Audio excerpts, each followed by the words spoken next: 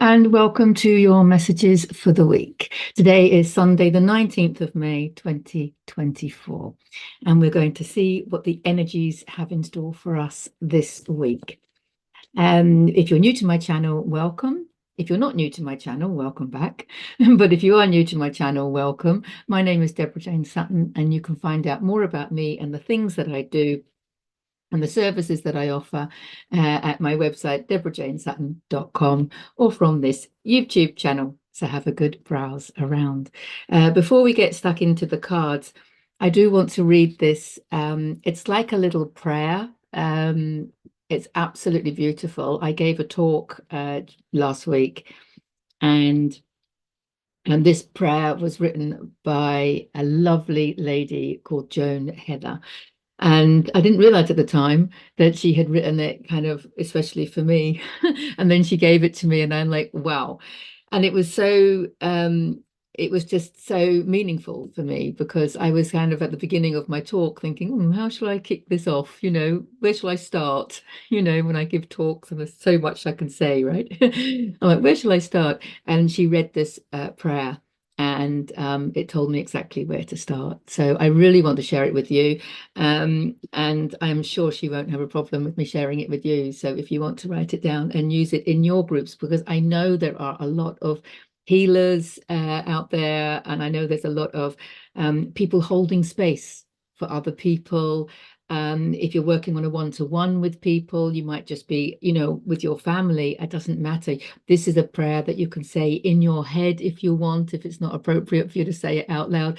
But if you are in a meeting, a group, a talk, or anything coming together for a class or meditation or whatever, it is so beautiful. So make sure you credit the author, of course, Joan Heather. But yeah, it's beautiful. So I just wanted to share it with you. The group that I was talking with was, it's called Spiritual Friends. So she started off by saying spiritual friends. But we come together in love and peace. Love is here in this room to feel and release, surrounding us all in love's pure light, without judgment, no wrong, no right. And where love goes, healing will follow, bringing us gratitude today and tomorrow. Let us connect as one so the energy can flow. Then harmony will blossom in the seeds we sow. It's beautiful, isn't it? It's beautiful. It really touches me. So I wanted to share that with you. Thank you, Joan, so much. I think she might be watching. A card fell out. That's probably for you, Joan. Yeah, I just feel free to use it in any groups that you have. Some people, of course, if they're dominant in fifth, divine self-expression, will be the writers among us. So some people are, their divine gift lies in writing and poems and speaking and things like that. But other people will have other gifts. So if you have other gifts and writing isn't one of them, then feel free to use, that prayer. Oh, cool. The cards are really wanting to jump out now. I love it when that happens. It just shows me that we're kind of, we're on an energy roll. And that's it now. We've got 4. Yep. Yeah, the definite. That's it. Okay, so if you haven't already seen the messages for the month of May, take a look. Link in the description, video in the end screen. There's a lot about no right, no wrong, which of course Joan mentioned in the prayer. And that came up. There is nothing wrong, came up in the May messages. And since then, we've had messages about going to that field, Rumi's field, beyond right and wrong. So I wonder if that theme is going to continue. So let's take a breath and just focus, center yourself, love yourself, let that love come into the room. Feel it coming from within you, as within, so without. Don't expect to feel the love outside of you if you don't feel it inside of you, remember? It's not as without, so within, is it? It's as within, so without, as above, so below. The second principle of the Hermetic principles, the principle of correspondence. Okay, are we ready? We're going to dive in. Here we go. So the Eight of Cups, he is walking into his cave, away from his emotions.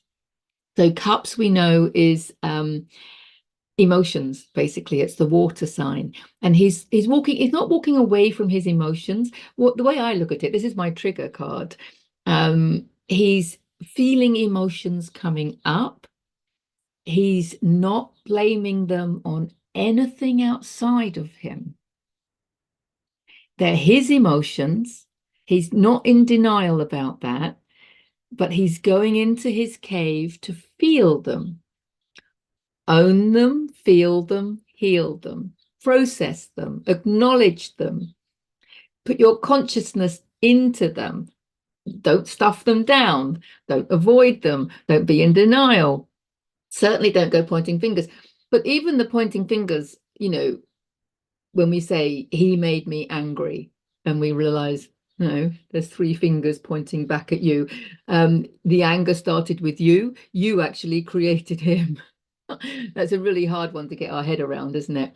But everything outside of us is a reflection of a part of us. But we're in denial about who we really are because we identify with being our humans, don't we? And we think, how has this human, created so much awful things that I'm witnessing outside of me? Well, you're not just your human, are you? You're the whole universe in one human being. That other beautiful Rumi quote, you're not just a drop in the ocean, you're the whole ocean in one drop. So you're not just a human being in the universe, you're the whole universe. In fact, every cell of your body is a little universe all of its own. We're coming back to the second Hermetic principle, the principle of correspondence. As above, so below. There's a little universe in every single cell. And the reason that this healing journey that some people despair at, they think, oh, it's going on and on and on. When will it stop? It's not going to stop because you are the whole universe. And so once you have cleared the energies, right, and lightened your human vessel, you're then going to, because we are in the middle of a great awakening, going to be healing ancestral wounds, inherited wounds, collective wounds. So every time you heal yourself, heal something within you, you're actually healing it on behalf of your ancestral line and on behalf of your community and the collective as a whole. And when you can really feel into that, it gets easier and easier. It really does. Look, he's not having any problems. He's not stressed. He hasn't been triggered. He's just observed. I mean, he's observing the emotions that he's feeling. But when we say triggered, it's kind of got a really negative connotation. So maybe he's witnessed something online, he's witnessed something in his community. It doesn't matter what he's witnessed, but he's feeling some emotions that are coming up. And he's acknowledging that they're his and no one else's. And he's going into his cave just to feel them, feel them. And I want to mention, if you haven't already read, well, actually, even if you have already read, Eckhart Tolle's book, The Power of Now. It's one of those books that we can keep going back to because you'll get something more from it. The more you expand into higher levels of consciousness, the more you will take from books like that. So even if you have read it before, so this is a little message for me too, because I've read it a couple of times. But it was when I was reading that book that I really understood the power of now. That when you feel like this and you have these emotions, and it could be grief, it could be anxiety, it could be fear, it could be jealousy, resentment, it could be anything, right? Anger. But when it comes up, if you can just relax your physical body and feel, put your consciousness on it, don't try and avoid it, feel into the emotion. Because once you do that, by putting your consciousness, which is your love and your light, right? It's your consciousness, it's your awareness. When you do that, and the emotion coming up is your subconscious, right? Because it's coming out of nowhere, right? Or we're blaming it on whatever's outside, but whatever happened outside of you came out of nowhere, maybe. You're like, where's it come from? It's come from you. It's a vibrational match to you. Don't ever forget that one. That when you are triggered or you're judging something outside of you, right? And there has an uncomfortable feeling attached to it. The uncomfortable feeling in you is what started first. And then that vibrational match became a reflection. So you actually created. That's what a powerful creator you are. We are such powerful creators that what we are looking at outside of us in our holographic projection that we're calling life is a vibrational match to whatever is coming up inside of us. So we get to keep on healing and we get to take it to a deeper and deeper level. Okay, but with what Eckhart Tolle talks about in the book Power of Now is relaxing your physical body and just observing that feeling. And it sometimes moves around the body and it can get really intense. I've done it before now where it gets really intense. And you can do it sometimes and it's so intense that you block it off and you keep it stuffed down. And you think, I'll deal with that later. We've done a lot of that. That's okay. We're not going to judge you for that either, right? Because, sometimes it is intense. It takes practice to understand. So that's what this card is saying, because it's usually talking about triggers, understanding triggers, which I will put a link in the description to understanding triggers, because some of you, might be wanting to understand why people are making you angry or winding you up or whatever. But for a lot of you, I know on your journey, you're aware of all of that and you're already practicing, all of this. So this is really just to take it to another level and to understand that even when he's judging, you see, when you're judging something outside of you, you're judging a part of you, and we don't always have to understand how or why, but it's just understanding the quantum mechanics behind it, really, or not understanding the details of quantum physics, obviously, but just feeling the truth. That's what I want to say, feeling into the truth of these quantum truths. And just it's another way of dealing with things. So, when you feel something and you have a negative judgment about someone or something,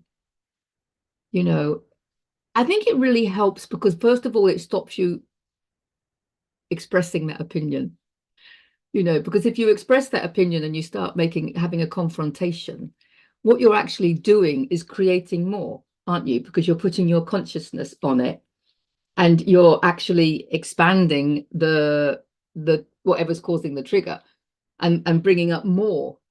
You're bringing up more, aren't you? So therefore, you're actually compounding it rather than transmuting it, I want to say. It needs to be observed with love from a higher level of consciousness. It needs to be observed with your light. So that's why he's going into his cave, because he's meditating and he's going to feel into it, and he understands all of these hermetic principles, quantum truths, whatever you want to call them. And that's going to help transmute those lower frequencies into love, as opposed to compounding them. And so this is beautiful. So yeah, this one is obviously on the heels of this. So clearly, because the first hermetic principle, the principle of mentalism.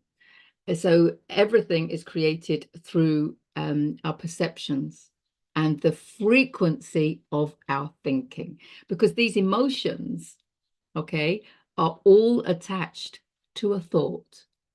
Emotions are attached to a thought or to a story. So he might have a story about how this person's wrong, this person's bad, this situation is wrong, this situation isn't right. There's a story there. And that story will have those emotions attached. Injustice, defensiveness, anger, it's all going to come up, isn't it? So he is the king of transformation. Look, the butterfly shows the transformation that can occur when we understand that the universe is mental. The universe is governed by frequency, and it is governed by the frequency of your thinking, your thoughts, your beliefs, your perceptions. And you get to choose your perceptions. You get to put the meaning. You can look at something, observe it, and you can create your own story. So we're going to move from a low frequency story into a high frequency story. So we can change that and have a look, see the blessing in everything, can't we? We can look at things and see the blessing in what we would have looked at as a negative thing. But we can take it to a third way. The third way, whereas just let's not have any story about it at all. It's not negative or positive, right? So there's the principle of polarity and finding that middle way. Because the stories are all yours anyway. You're the creator of your own reality. You're the creator of your own stories. So, you know, in a way, it starts off with shifting negative stories into positive stories, but you're still creating stories, and that's still mental energy. And when you can release all of that, what he's saying is when you can release that, it's that monkey chatter, you know, so you might talk yourself out of something like a bad habit and talk yourself into a good habit. That's fine. That's progress. That's fantastic. But can you release all talking? Okay, so there are these 3 steps, isn't there? This is where, you know, positive thinking plays its role. I'm a big fan of positive thinking, of course. You go from negative thinking to positive thinking, it's going to raise your frequency. Of course it is. It's going to expand you into higher levels of consciousness. But there's still monkey chatter going on, isn't there? Even with the positive thinking. Can we release all thinking? You know, and we were brought up, I guess, well, I was brought up to believe that, you know, oh, you're thoughtless. You never think. As a really bad thing, isn't it? It's like, you can't be thoughtless. You can't, like, oh, you never think, do you? And it's like, let's go back to, yeah, let's not think. Because when you get your mind out of the way, because you are your mind, if you think about it, you know, we're occupying this beautiful human vessel, right? But you are your mind. When you get your mind out of the way, you allow the divine to flow through you. And the divine will have miracles in store for you and will have desires that you never even knew that you had. And things will fall into place, and you'll meet the right people at the right time for the right reasons.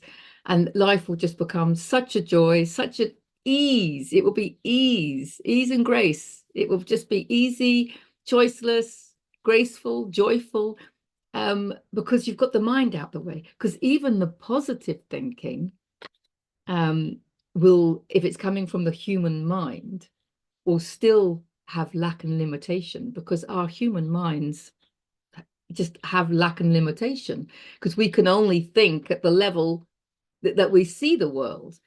And so we need to get the mind out of the way.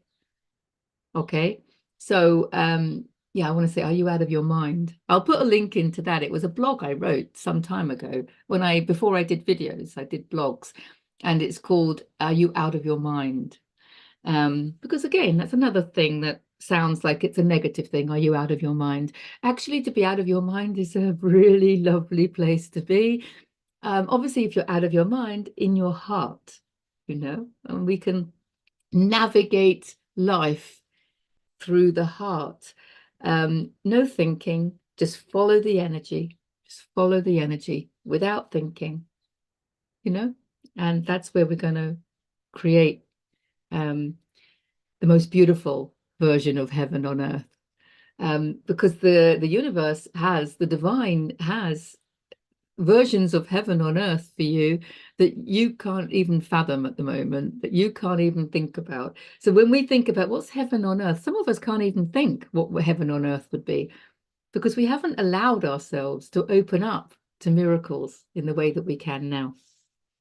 The next card is the 7 of Pentacles, and he's a lovely card. He's a lovely card because he's basically accumulated all of this.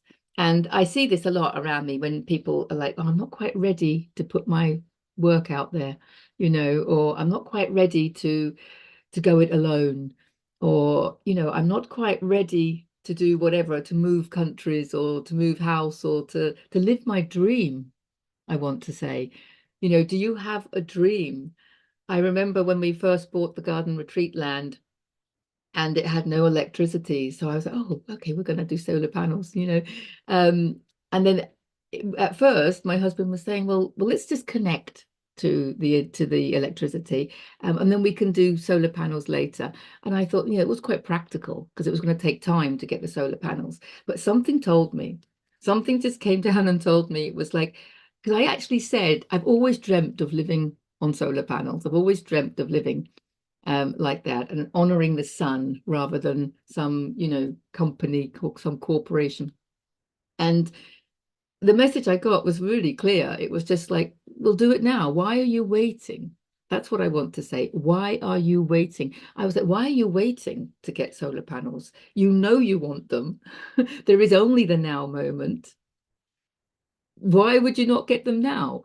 And so we did, obviously. But it was that message of, why are you waiting? And I understand why my husband was saying connect to Iberdrola, because to the electrical company, because it's habit. It's what we're used to. It's secure. It's the known path, isn't it? And going sort of off grid is the unknown path. So of course it's a little bit scary, and it might be inconvenient if it rains a lot. Then what do? We get a generator, whatever. But do you see what I mean?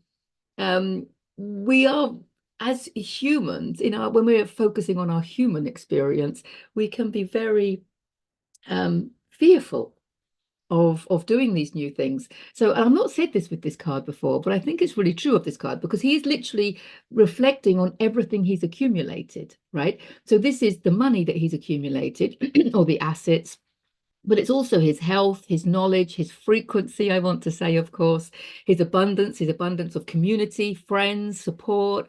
There's everything, every bit of knowledge, every book that he's read, every course that he's done. He's accumulated so much experiences that he's grown from, wisdom that he's accumulated. He really has accumulated. That's what he's looking at, his stockpile. And so I want to say, what are you waiting for? You have everything you need. And not only have you got everything that you need, but your life has taken you on this path to accumulate all these things, because you might have wondered, why did I do that course? Like, why was I guided to watch that particular video? Or why did I meet that particular person? Do you know what I mean? And it's all coming together now. It's like, oh, that's why I learned that, because I'm going to share it. That's why I met that person, because I'm going to co-create with them. So what are you waiting for? What are you waiting for? You have everything you need. You have everything you need.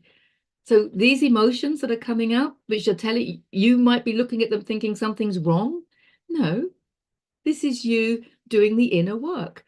This is you transmuting lower frequencies into love. That's what you came here to do. It's all mental. It's all in the mind. So you get to put the meaning on things. You don't have to believe what other people believe. You can have an experience and you can choose to believe whatever you want about it, or have no story at all. What are you waiting for? You have absolutely everything you need. Now, the last card, the 10 of Wands, is typically hard work. It's typically, he's got a lot of work. He's taking responsibilities on his shoulders and he's feeling a bit burdened. That's the typical meaning of it. But you know me. We can look at it a different way, because that's a story, and we can look at it, we can make up our own story. Okay, so if you are feeling a little bit overworked, and because you're doing it alone, right, you're going ahead, you don't know where to start, you've got to get a website, maybe, you've got to get some testimonials in, I don't know, whatever it is you're doing. It's a new job, it's going to be difficult, you're going to move house, you've got to pack everything up, it's you've got everything you need, but there is a bit of hard work. It's actually making me think, they're always relevant for me. We're having a new floor put in the mobile home of the garden retreat. And it just means we've got to get everything out, and it's an inconvenience, and we've got to, it feels a little bit like this, like hard work. It's going to be uncomfortable for a while. It's like anything, any building work or anything like that. But, what we've got to understand is that when what we're doing is in our divine path, it will feel easy and graceful, choiceless and joyful. Remember? So the other thing I want to say about this is that this is his harvest. He's collecting everything. It's a 10. Tens show a completion. They show like the end of the harvest, and he's carrying the harvest back to the village. But when you are in alignment with your divinity, and you are allowing your divinity to flow through your heart, and you are just, as a human, you are just observing like everything falling into place. It's beautiful. You can work hard. I don't like the phrase work hard, but you can get a lot done, shall we say. You can get a lot done, and it doesn't feel like it. It doesn't feel like it. A lot of people look at me and look at some of the things I do in the garden and go, God, you're really busy. But it doesn't feel like it. Sometimes it does, in which case I know to take time out. But it's when you're doing what you're meant to be doing, it doesn't feel, it's like your body just naturally wants to do it. Because if this action, because wands are fire, they're physical action in the physical world. And not only is it physical action in the physical world, it's physical action that is going to transform. Fire is a transformation. It gives us a transformation. And so this action that's coming through you, it might be what you have called hard work. It might be hard physical labor, or it might be a lot of time spent, on doing digital stuff, for whatever this is that you're trying to get out, right? But it's okay. I mean, with digitally, I'm no techie, right? But when I'm meant to be doing something, I just find a way of doing it. And it just happens. And it's kind of really freaky because I don't know. And then people say to me, how did you do that? And I'm like, I don't know. I can't remember. I was just, in my flow. So this is what's happening now, is what are you waiting for? Take a step. Don't be afraid of what you think is going to be hard work. It isn't going to be hard work if you are operating in alignment with your soul's desires. And if you are expressing your divinity through your human experience, then it will not feel like hard work. If it does feel like hard work, like you're pushing a rock up a hill, if it feels like you're pushing a rock up a hill, then that's not your divinity talking, is it? That's not effortless. That's not choiceless. That's not joy-filled, is it? So I like this card coming up, because if you feel like you're working hard or too hard, can you change the story that's going on? If you're going to work and you're doing a job maybe that you don't like and you are feeling burdened, let's talk about that for a while. You are feeling burdened, taking on other people's responsibilities, or you're just, you're the dog's body at work or whatever it might be, or in the family or whatever. Can you change the way you perceive what you're doing? So you might feel inundated with looking after a family, and there's just all this housework and everything, but can you look at it in a different way? Would you be without them? Can you do these chores with gratitude, especially now for those of you with younger children, because we're going through a great awakening, and the kids are coming in already with a higher level of consciousness. So, your role as parent is just like crucial. So people often think, yeah, but I've got to look after the kids because I, get something done because I've got stuff to do. Whereas if the universe has created you having a younger family at this time, you being a parent is one of your life purposes. You being a parent is a life purpose. Of course it is. Our roles as parents, and even when they're not children anymore. Our roles as parents is a life purpose. It's part of our purpose. It's part of our divine soul expression, isn't it? It's part of our divinity flowing through us. That's why there's so much love there. So let's not go, I've got to get childcare while I do this. It's like, yeah, okay, there are things to be done, but understanding that your role as a parent is your life purpose. You know, we have many life purposes, right? But it's a main life purpose, of course. But also your main life purpose is to love yourself and to enjoy yourself and to find the joy in everything that you do, to follow your heart, even if you don't feel ready. Choose either a more positive way and a more positive story around whatever's going on in your life, or if you can, release all stories. You'll find that that's a relief. That is such a relief. You will find that these emotions will just be lifted, because when you realize that you actually don't need to think at all. Be thoughtless. Oh, you never think. Be that person. Be thoughtless. Can you be thoughtless? Can you be out of your mind? See? Let's look at these phrases in a different way, shall we? Thank you, thank you, thank you. Have a fantastic week. Mwah, mwah, mwah. I am sending you so much love, and I shall see you in the next video. Bye for now.